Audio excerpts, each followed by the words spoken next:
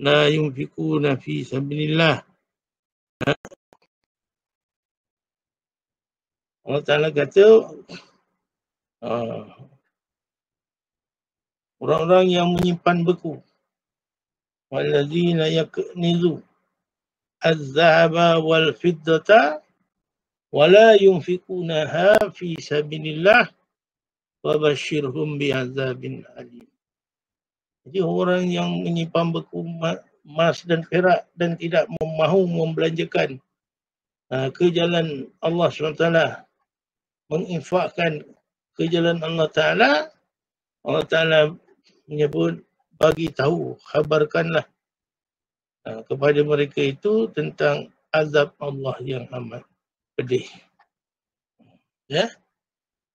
Jadi yang pertama, membelanjakan harta.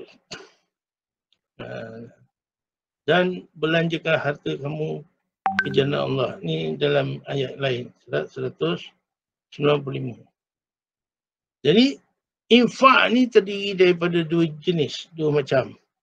Pertama, infak yang disebut fi sabilillah. Yang kedua, infak untuk diri dan tanggungan-tanggungan ni. Jadi yang pertama, infak fi sabilillah, li'ila'i kalimatillah.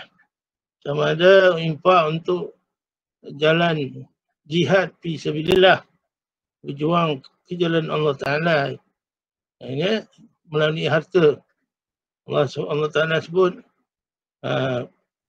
dan orang-orang yang berjuang fi sabilillah, sama ada dengan harta benda mereka ataupun dengan nyawa mereka.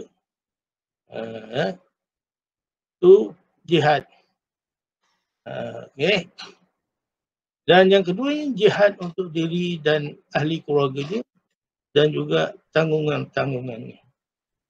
Ini etika dalam penggunaan. Baik, yang kedua, dalam penggunaan juga menekankan penggunaan yang bersifat sederhana. Bersederhana. Dan di antara ciri-ciri sederhana dalam Islam yang digariskan dalam Al-Quran itu ialah orang-orang yang bersederhana ni Allah Ta'ala sebut dalam surah Al-Furqan yang berbunyi Iza anfaqu lam yusrifu wa lam yakturu wa kana baina dzalika qawama. Allah Ta'ala menyebut, dan orang-orang yang menyimpan beku emas dan perak dan tidak mahu menginfakkan fi sabilillah, jalan fi sabilillah, fabashshirhum bi'adzabin alim. Beritahu kepada mereka itu tentang azab Allah yang amat pedih. Baik. Jadi ciri-ciri sederhana dalam pembelanjaan seorang Muslim itu antaranya ialah mereka berbelanja tetapi tidak bersifat israf. Israf ni satu sifat pemborosan. Boros. Boros ni bentuk cara perbelanjaan yang tidak betul. Contohnya, di keliling tu ada banyak lagi emas dan perak umumnya. Ataupun bahan-bahan makanan yang banyak di keliling mereka itu. Sedangkan jiran-jiran depan, belakang, jiran sebelah rumah dah seminggu dah. Okay. Yang kedua, tidak ada unsur tafsir. Tafsir ni lebih kurang pembaziran. Ya, pembaziran. Tidak, kalaupun dia berbelanja tetapi dia perbelanjaannya itu tidak sampai kepada tahap yang dianggap sebagai pembaziran. Okey. Dan yang ketiganya ialah tidak bersifat bohong. Tidak Okey. Di antara ciri-ciri sederhana tadi saya dah jelaskan. Kemudian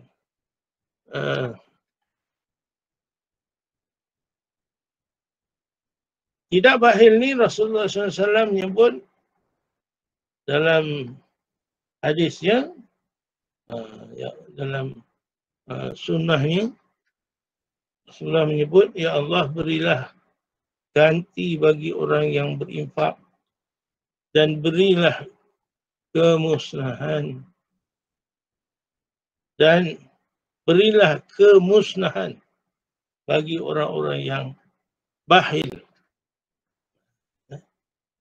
Doa Rasulullah SAW. Yang kedua, tidak israf. Ini Quran dalam surah Al-A'raf.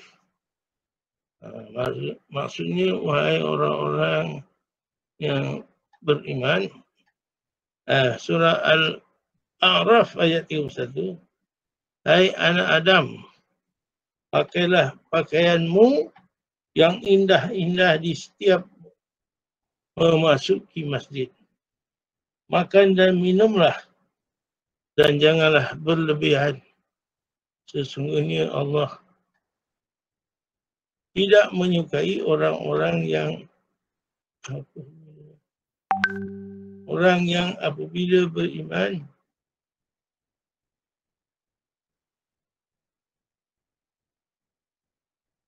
sesungguhnya Allah tidak menyukai orang-orang yang berlebih-lebihan. Ini surah Al-A'raf ayat 31. Baik, dan yang ketiganya adalah bersifat tidak tabzir.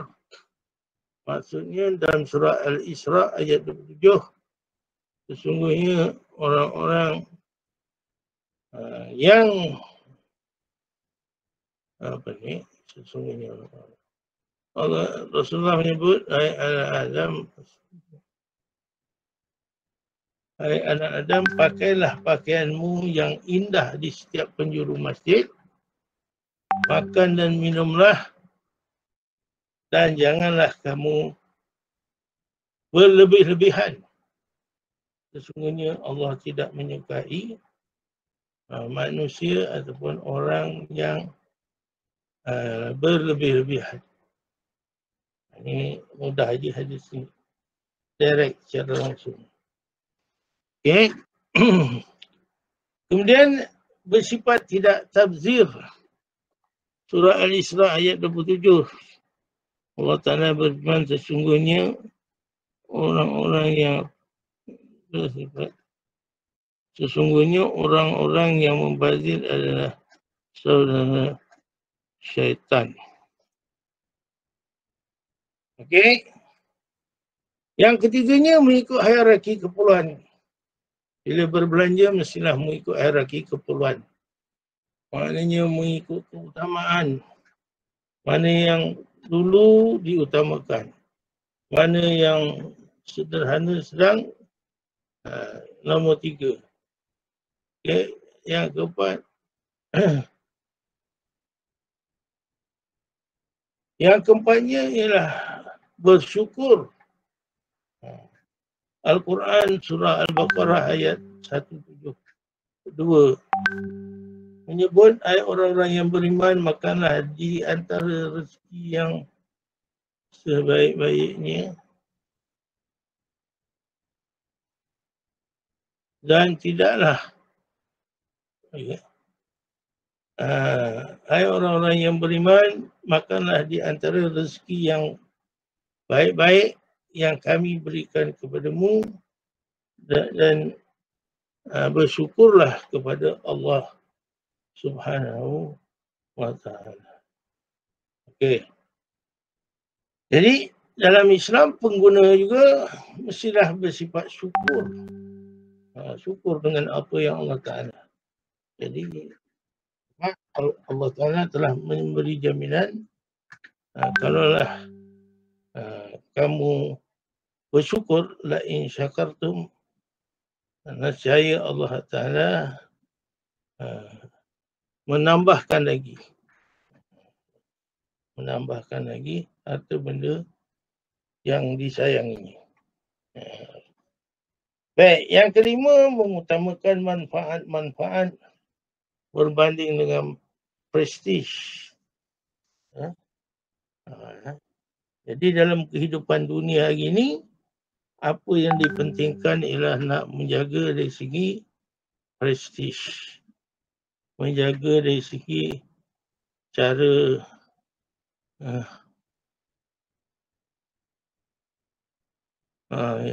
okey. Yang kelima tu mengutamakan manfaat daripada manfaat berbanding dengan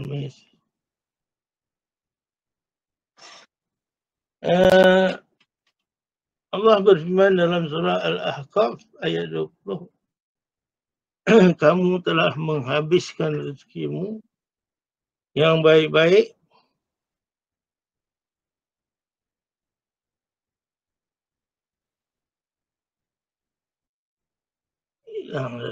mengutamakan manfaat berbanding prestige. Baik.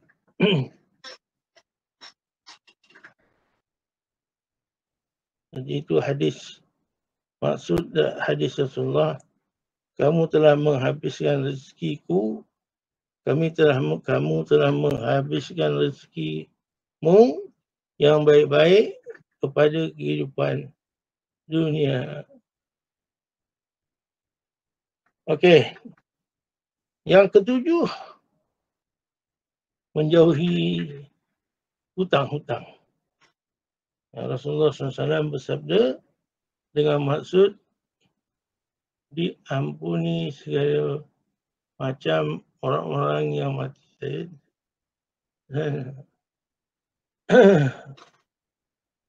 kecuali hutang. Rasulullah menyebut beliau telah bersabda yang bermaksud diampuni semua dosa orang yang mati syahid kecuali hamba yang berhutang. Upayaan untuk membayar itu tidak ada, tetapi oleh kerana adanya sumber pendapatan lain tetapi dikenakan riba, maka seseorang itu tidak lari daripada amalan yang dilarang oleh Allah SWT. Baik, yang keenam, menjauhi hutang. Maksud Rasulullah SAW menjauhi hutang ni adalah diampuni semua orang dosa orang yang mati syahid kecuali hutang. Okey.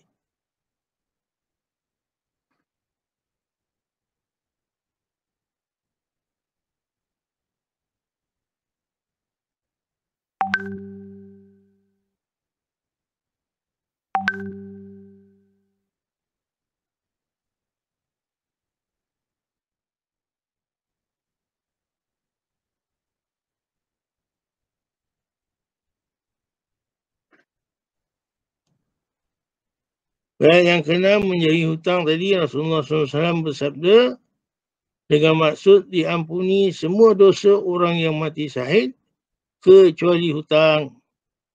Jadi orang yang ada orang yang tertentu sahaja dalam Islam ini yang dibolehkan dalam keadaan berhutang. Jadi orang yang berhutang ni sebenarnya dalam Islam tidak digalakkan orang-orang yang berhutang. Walaupun ada istilahnya hutang ni.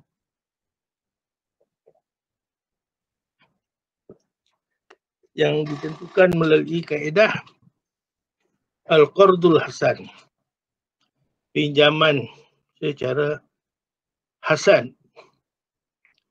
Jadi ihsan itu adalah pinjaman atau pemberian daripada seseorang individu lain kerana kerana ditimpa musibah atau okey. Etika-etika dalam perniagaan. Larangan perniagaan secara haram. Contohnya Rasulullah SAW bersabda dengan maksud telah diharamkan perniagaan khamar.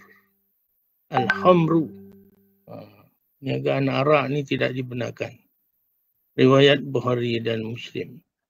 Yang kedua, Rasulullah juga bersifat jujur dan amanah. Allah Ta'ala berfirman, sesungguhnya Allah menyuruh kamu menyampaikan amanah kepada mereka yang berhak menerimanya. Allah ya'muru an tu'addil amanati ila ahliha.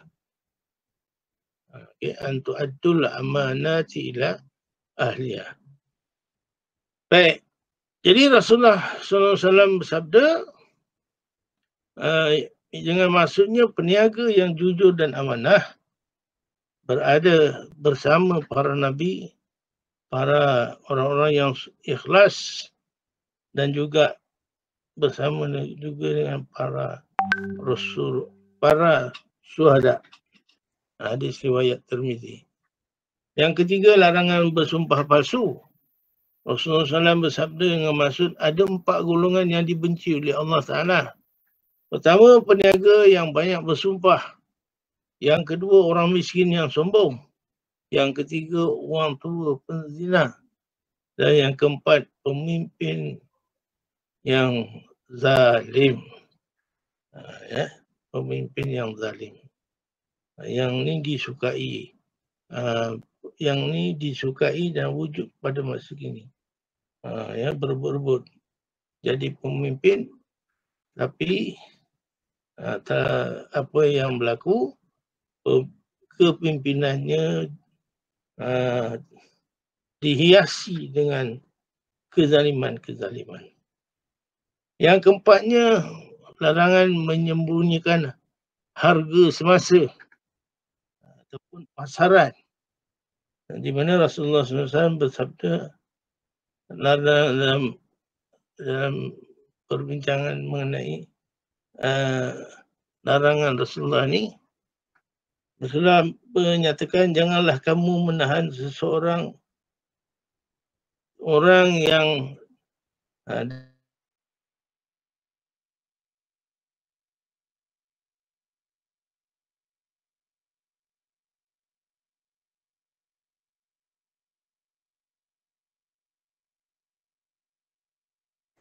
barang siapa yang melakukan nak dibeli itu secara yang ikhlas ataupun secara untuk orang lain yang telah ada appointment itu tidak dapat menjalankan perjanjian-perjanjian.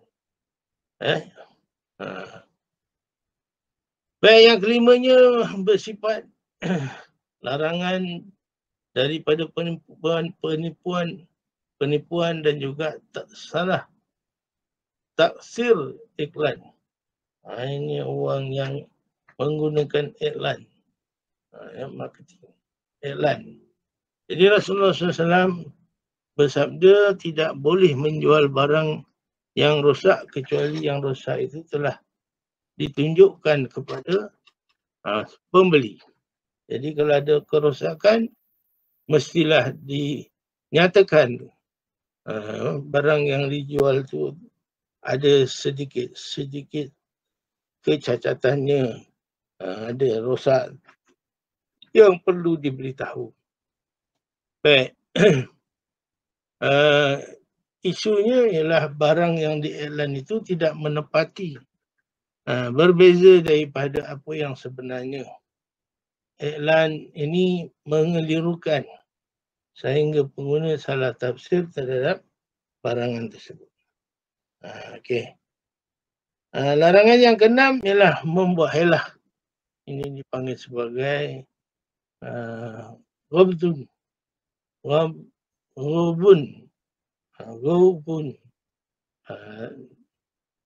Yang